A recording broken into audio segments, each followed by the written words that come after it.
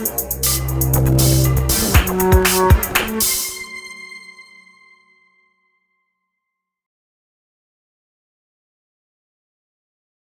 we say the logical model of Yiquan, we're not implying some kind of fixed orthodoxy. We're thinking about a creative, adaptive system that's continually being unfolded individually by each of us as practitioners and also by all of us together as a social movement. It's something that helps us learn, it's something that helps us understand whether or not we're on the right path, and it's also something that can creatively adapt to new challenges in the future. But what it does have is an internal logic, the quintessence principles of Wushu, the way they all link together and the implications that they have and how we apply them and how they then link into a coherent system. Training practices that link together and have meaning and have a clear logical progression. And more than that, as we stand back and look at the logical model, there might be multiple different elements that seem contradictory, but nevertheless, they all add up into a totality, a system that interconnects and makes sense as a thing in and of itself.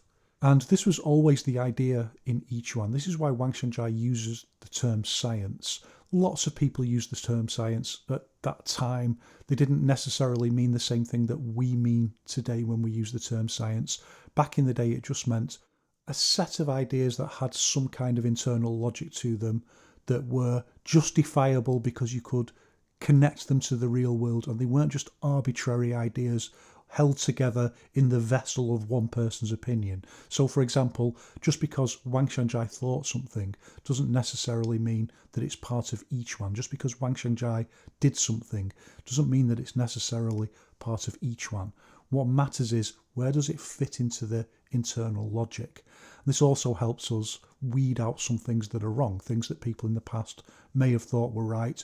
But when we see a little bit more of the total system as our social project of unfolding the logical model continues on through time, well, we can look back and say, well, maybe that idea isn't right. It contradicts the internal logic of the system as we see it now. And as that logical model also includes physical practices, that's a massive part of it, actual physical movement, well, we can certainly see that elements, significant elements of the way physical movement was used in Yiquan in the past have become outdated.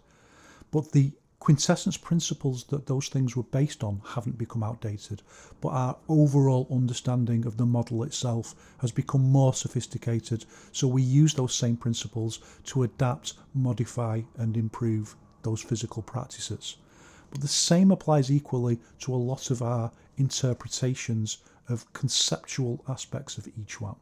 And the question then arises, and really bedevils Yiquan, of, well, how do we know that's right? And there's only two ways that we can answer that question. One is because my teacher said so, and his teacher or her teacher or their teacher said so before them. And the other way is, well, there's a certain logical consistency to this overall paradigm, and the idea that you're presenting contradicts that in a way that's really negative. It doesn't lead to a more positive outcome. It's absolutely fine to contradict elements of it, but that should change the logical model in a positive direction. If it doesn't, then it doesn't really fit in with that logical model and we know that it's wrong. If your answer is, well, my teacher said you should do it like this, well, that's not really a scientific or credible reason why you should do it like that. And I think for me, a little bit more importantly, the logical model of Yiquan functions not just to explain Yiquan, it explains every single person you ever see who does Yiquan. In fact, it explains almost everyone you ever see who does martial arts. It's a way of thinking about physical movement within the context of martial arts that just continually gives us new insights, and that in itself is an indication that the logical model as we understand it at this point in time is very much on the right tracks. And just to emphasize this idea that each one is a logical system, not just a set of random things that are floating around, that are only connected together because they're all somehow in Wang Xiangzhai's head, or they're all somehow in Han Xingchao's head, or any of these absurd claims that people make. Even if they don't understand that that's the claim they're making, the logical model itself helps us step back and understand that that is what they're saying. But to help us understand that it was never supposed to be like that, and right from the start, the idea of systematicity was a key quintessence principle of each one. I want to give just a small quote from Wang Xiangzhai's student, Han Huang, and he's talking about this whole idea here. And he says, considered from the perspective of a system, this should achieve coherence from top to bottom, vertically and horizontally, and from left to right. And it's astonishing how much that does happen in the Yiquan logical model, how the same ideas just reappear again and again on different higher levels of systemic logic. You see the same principle that you saw when you were a beginner. It emerges again in different ways, different implications. Now, the difficulty with explaining this system is that it's holistic. It's holistic and it's adaptive. It's organic, it's still growing, it grows with our own development, and it grows as a social project. And it's a little bit like if you wanted to explain what a constellation of stars looks like to someone who couldn't see it, and the constellation of stars didn't have a shape that at first they could just relate to if you explained it in that way. So you're left with no choice but to explain it star by star. So you have to pick a star and then explain how that star connects to another star, and so on. And those stars are the quintessence principles of Wushu. And we can say maybe there's some lesser stars within the constellation, which are more like general principles or general concepts, physical movements that form part of the overall structure of that constellation. I want to make a little bit of a division there, you see, between things that are absolutely fundamental quintessence principles of Wushu, the things that Wang Xiangzhai says. If you go beyond these, then it's really no longer each one. And then there's other things that are very important, but maybe those things will change over time, or our understanding of them will modify. And there's no real logical starting point within that constellation if you want to explain it. You've just got to explain it star by star. And within the person themselves, within the learner, they've got to start seeing how those things link together. And eventually you build up a picture in your mind of the way that constellation interlinks. And then you go back to that first star that you started with relatively arbitrarily, and you see it again in a different way, how it interlinks into the overall pattern. And that happens again and again and again. It's part of the logical model itself. We continually upgrade our understanding of the basics as we map out and see more of the overall constellation. And if we think about each of those stars, those metaphorical stars, and we think about, for example, a quintessence principle of Wushu being like a star, and its implications being like light. And that light just keeps expanding and expanding out into space. And this is our key idea, one of the quintessence principles of Wushu itself, that simple things, the way is not far from the people. Incredibly simple things have profound implications. And one of the processes of unfolding our understanding of each one is to see how far those implications go, or how far we ourselves as individuals can understand the extent of those implications from being given very simple ideas or very simple movements, very simple concepts, very simple principles. How far can we understand how the implications of those things extend? And then as they interact with other stars and other implications link in, how far does that light go? How far can we see that as individuals? That's our personal cultivation. And how far in any one period of time in the development of each one can each one itself as a social project map the extent of that light? And of course, eventually that light meets other constellations, because in the great sky of martial arts, each one is just one constellation. So eventually the things that we're doing, the things that we're training, they meet other martial arts. And that in turn can, does and should modify our practice. The quintessence principles of Wushu, as Wang Xiangzhai says, they're eternal, but the implications of that and how they interact with the constantly changing world of martial arts around them, well, that creates a dialectic that's the engine that drives the social projects of each one forward. And it should also drive your own personal development. Never be a frog in a well. There's so much to learn from the wider world. Part of our project is the belief that there's something that the wider world of martial arts has something that it can benefit from within each one, from within the science of Chinese physical culture. But I think the level that's been achieved in each one so far isn't high enough to make that grand claim at this point. On a personal coaching level, yes, there are things within each one that people benefit from in other martial arts, and I know that myself because I've done that kind of work, but we've got a very long way to go before that becomes a realised part of Wang Xiangzhai's dream. In the meantime, let's focus on our own development. So where to start? Well, for me, there is one star that I think is a useful jumping off point that lets us then link into the things that we really need to discuss. But it is a holistic system, and we do have to keep coming back and revisiting things. And I've thought about this a lot, and there's so many things that people need to know before you can kind of see the constellation in overview, but there's really no other way to do this. And the star that I want to start with is Wude, because that's something that we've looked at before. I don't want to go over that whole conversation again. Just remember that in each one, we reinterpret Wude. We snatch it back, as Zhao Daoxin, one of Wang Xiangzhai's students, says, we snatch it back from this corrupt mirror world version where the concept of Wude is just used to control criticism or to insult and attack other people and to protect hypocrisy. We snatch it back from that and we reinterpret Wude, martial virtue, within the Yiquan paradigm, first of all to mean honesty. Honesty as the foundation of integrity. But you don't even need integrity. This is the beauty of the way that Yiquan logical system works. Wude doesn't require integrity if you interpret it in this way. You could be a horrific person, but if you approach your training with honesty, just by doing that, you radically improve your progression. Doesn't matter what kind of person you are. It's sports science. It applies to everyone regardless. And out of all of that, I want to pick out the key thing, the key point of honesty that's the beginning point of everything, and that's that each one is about violence.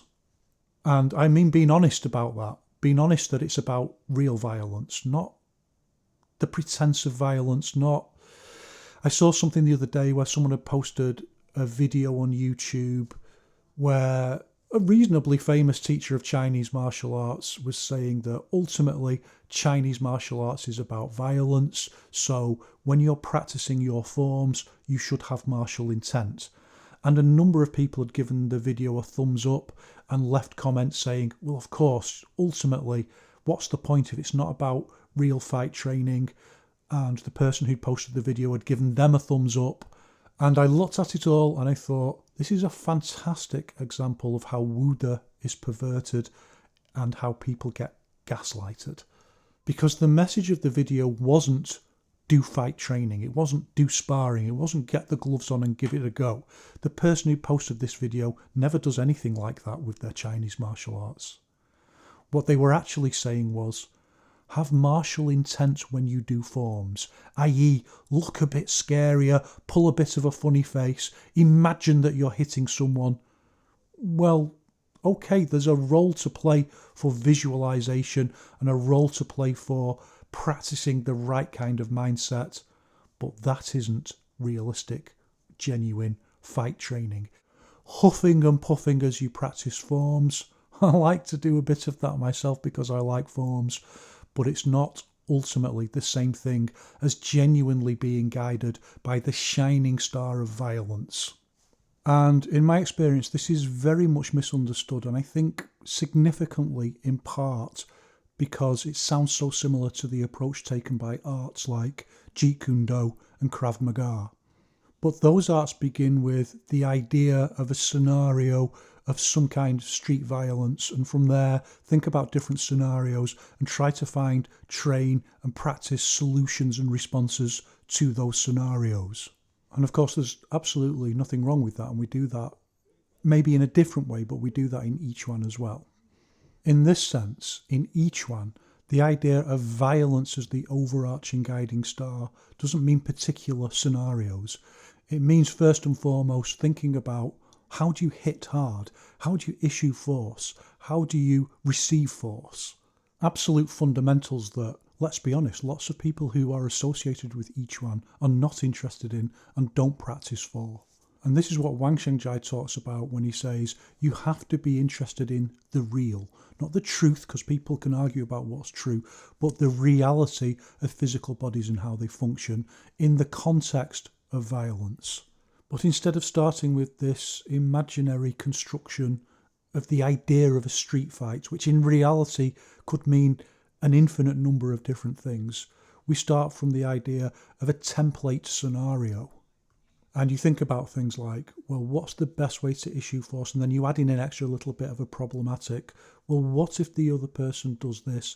And eventually certain other core principles of Yiquan, for example, Fa Li, that we want to minimise and make movement smaller, become contextualised by our understanding of the reality of violence from that template posture.